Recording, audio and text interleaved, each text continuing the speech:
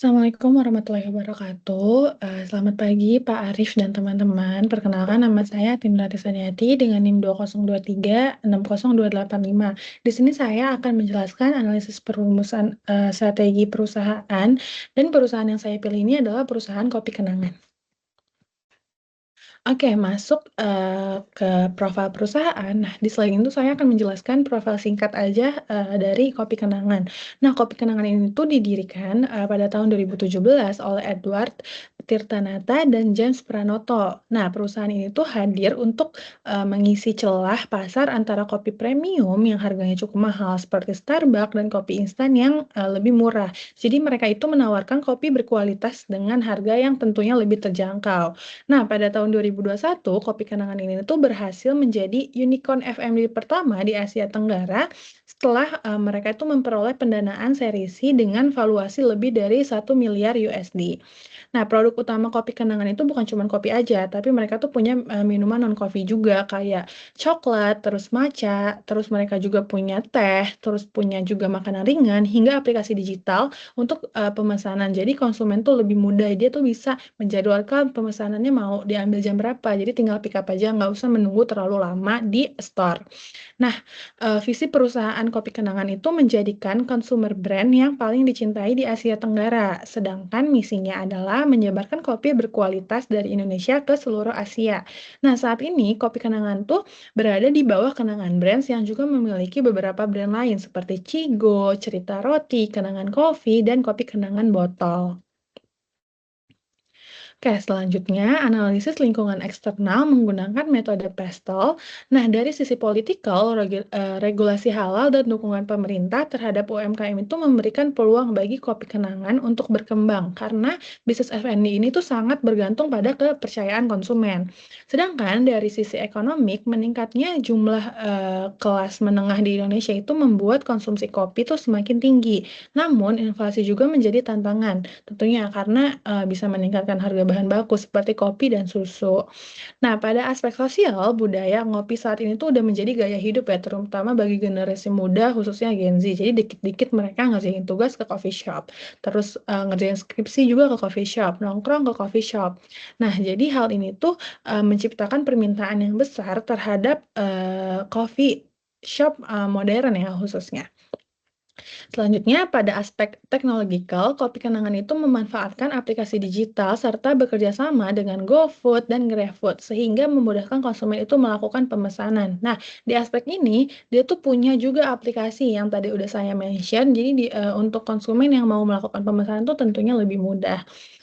Lalu pada aspek environmental, perusahaan menghadapi tuntutan untuk menggunakan kemasan yang lebih murah dan lebih ramah lingkungan, dan tentunya memperhatikan juga keberlanjutan rantai pasok kopi. Sedangkan dari aspek legal, Kopi Kenangan harus mematuhi regulasi BPOM, sertifikasi halal, dan juga perlindungan konsumen. Nah, jadi analisis pastel itu dapat disimpulkan bahwa peluang Kopi Kenangan itu sebenarnya cukup besar, tapi perusahaan juga harus mampu beradaptasi terhadap perubahan regulasi, terhadap perubahan teknologi, dan tentunya perubahan lingkungan. Selanjutnya, pada slide ini saya akan menganalisis industri itu menggunakan Porter Five Force.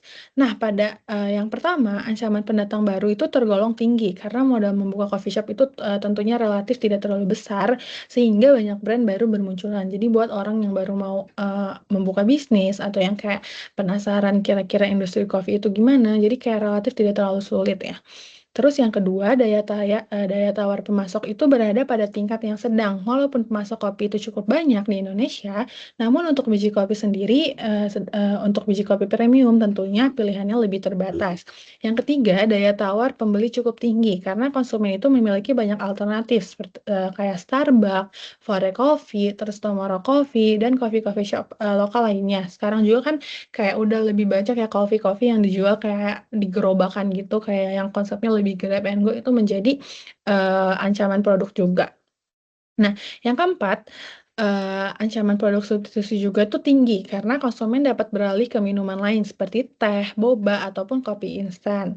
Terakhir, persaingan antar kompetitor juga sangat tinggi karena hampir semua brand bersaing melalui harga, inovasi menu, lokasi gerai, dan layanan digital. Artinya, industri coffee shop itu tuh merupakan industri dengan tingkat persaingan yang sangat kompetitif, sehingga perusahaan harus memiliki keunggulan yang jelas. Oke, next, selanjutnya saya akan menganalisis kondisi internal perusahaan menggunakan research based view dan VRIO. Nah, RBV ini tuh membagi sumber daya itu menjadi dua, yaitu sumber daya tangible dan sumber daya intangible. Nah, pada sumber daya tangible research kopi kenangan itu meliputi jumlah gerai yang sangat banyak, sudah hampir 900 gerai yang tersebar di beberapa wilayah di Indonesia. Terus modal investor yang kuat serta jaringan distribusi yang luas. Sedangkan intangible research itu meliputi brand awareness yang tinggi, aplikasi digital sendiri, serta reputasi brand sebagai unicorn F&B pertama di Asia Tenggara. Kemudian saya menggunakan analisis Prio. Nah, brand kopi kenangan itu memenuhi seluruh aspek Frio karena bernilai relatif langka, sulit ditiru, dan didukung oleh organisasi. Oleh karena itu, brand menjadi sustainable competitive advantage. Nah, jaringan gerai yang luas juga memenuhi seluruh kriteria Frio sehingga menjadikan keunggulan kompetitif perusahaan. Sedangkan aplikasi digital dan resep produk itu memang memberikan nilai tambah sebenarnya, tapi itu tuh relatif mudah ditiru oleh pesaing sehingga belum menjadi keunggulan yang berkelanjutan.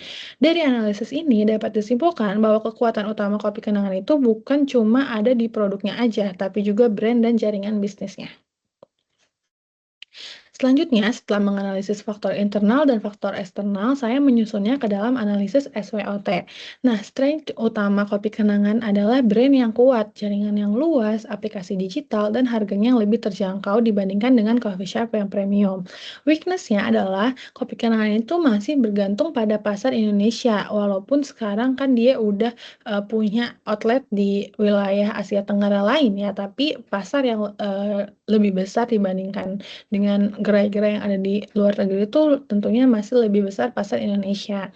Nah, biaya ekspansi yang tinggi dan produk yang relatif mudah diatur juga menjadi weakness di kopi kenangan ini. Opportunities-nya itu berasal dari pertumbuhan pasar kopi di Asia, peluang ekspansi internasional, serta perkembangan teknologi digital. Sedangkan untuk threats-nya sendiri itu berasal dari persaingan industri yang sangat ketat, munculnya banyak kompetitor baru, serta perubahan selera konsumen yang cepat ya dan kenaikan harga bahan baku. Selanjutnya, saya menyusun strategi menggunakan matriks TOWS. Nah, strategi SO itu memanfaatkan kekuatan perusahaan untuk mengambil peluang, misalnya menggunakan brand yang kuat untuk ekspansi internasional dan memanfaatkan aplikasi digital untuk meningkatkan loyalitas pelanggan. Nah, beralih ke strategi ST, ini menggunakan kekuatan perusahaan untuk menghadapi ancaman, misalnya untuk terus berinovasi agar tetap unggul dibandingkan dengan kompetitor.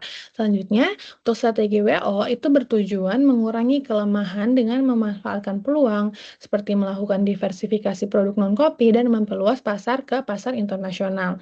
Lalu yang terakhir, strategi WT itu difokuskan pada pengurangan risiko melalui efisiensi operasional dan peningkatan loyalitas pelanggan. Lalu selanjutnya dari ketiga strategi Gadang Reporter ini saya memilih differentiation strategi. Alasannya itu karena kopi kenangan itu tidak bersaing sebagai coffee shop termurah ya, melainkan menawarkan nilai tambah yang berupa brandingan yang kuat, nama produk yang unik seperti kopi kenangan mantan, lalu kualitas produk yang konsisten, serta pengalaman digital melalui aplikasi.